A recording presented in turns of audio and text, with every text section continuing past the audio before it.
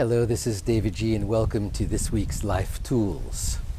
This week we explore moving through change. Change. Change is the only constant. It's coming.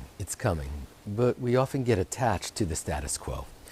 We get attached to things in our lives that, even if they're not nourishing, they're comfortable. And we would often prefer to hang out in non-nourishing comfort than nourishing discomfort for a little bit while we nourish ourselves. It's our conditioning, it's our laziness, it's our not knowing what the next step is. And so we can take a step, we can take powerful steps, and we can start today. We know Dr. Kubler-Ross's 5 stages of grief when coping with loss or change in some way. First there's denial, and then we just don't acknowledge it. Then there's anger, frustration that this thing has befallen us, or we find ourselves in this place of either change or stuck. Then there's bargaining. We want to take control in some way and figure out, we've all prayed to God and said, please, if you allow this thing to work out my way, then I'll do this. But then we realize that's not the case. And the next stage is often depression or sadness over the fact that we don't have control, we don't have influence. And then ultimately, finally, there's acceptance.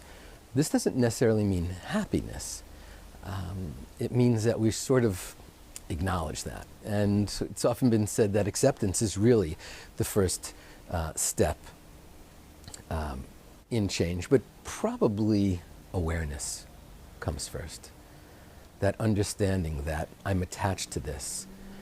And if it's something that you've lost in your life, and we're all dealing with loss on a daily basis, perhaps even on a lifelong basis. Some of us are more prone to really having that loss more powerfully impact us. And loss is simply the thing that you loved or that you were used to no longer being there. So what do we do when that happens?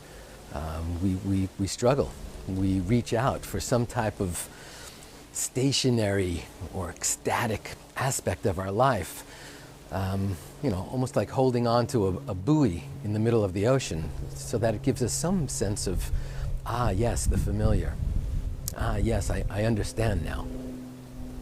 As we move through change, and those on the spiritual journey are finding that, because we step into change and then we realize it's not change, it's transformation, and there's no going back. And that can be unsettling at times.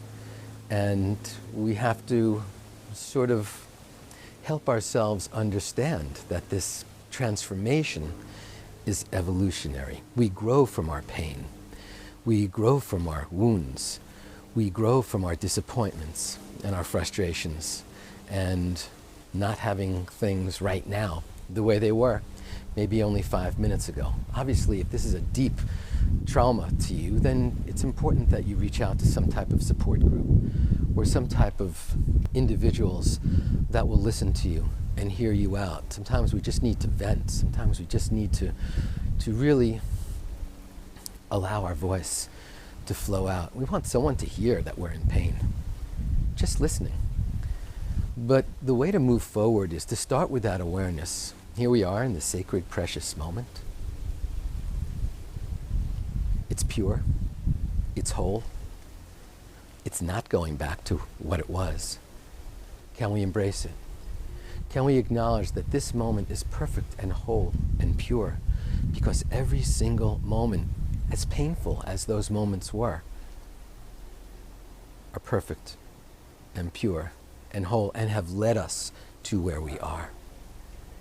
So this week, let's own it. Let's own it. When we find ourselves reaching back into the past and I wish, please help me, bargain. If we can own this moment, forgive, let go, die to the past, and then step into our power.